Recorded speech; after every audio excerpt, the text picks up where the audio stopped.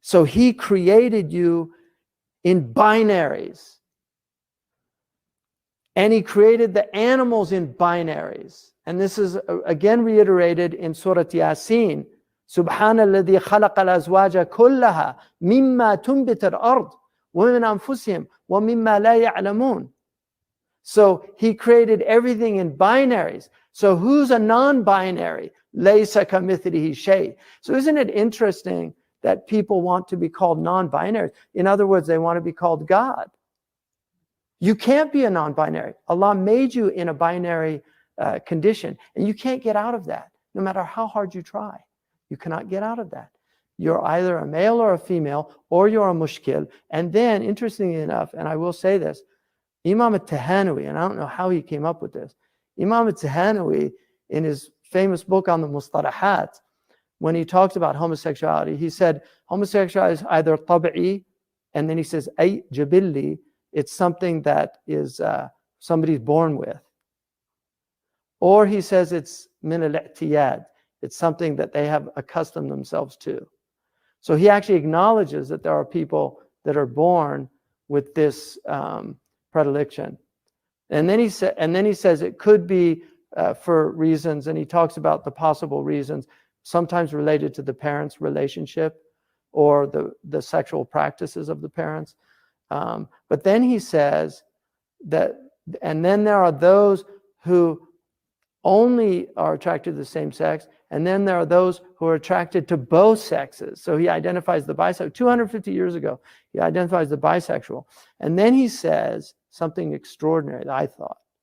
He says, some of these people are outwardly in the form of men, but in reality, they're women. So there are people in the world that feel they're in the wrong body, which is an immense tribulation.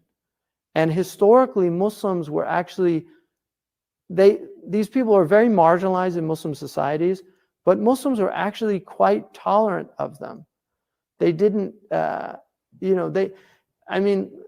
you'll find these people that they go to weddings, and they, even in Mauritania, they have these people. So these are like mushkil people. But my point being is that Allah is telling us here that we created you, Allah created us in binaries. And you have to, you cannot say you're a non-binary if you're a Muslim. You can't say that.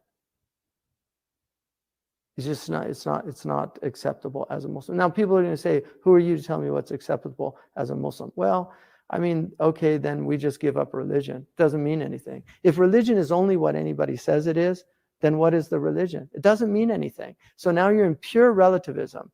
And I personally, as somebody that's in a tradition that was inherited and transmitted and handed down, and I'm just a steward. We're caretaker, and I'll be the first to admit I'm a lousy steward compared to the people that went before. I'll be the first to admit that. But this is what we have. This is what I was given. My shuyukh taught me, and then I'm supposed to teach other people, and then people are going to come after me and they'll teach. And then inshallah, it's a great honor to be a link in a chain, but that's all you are. And if you're a weak link, that's tragic for you. But my point is, there is a normative Islam.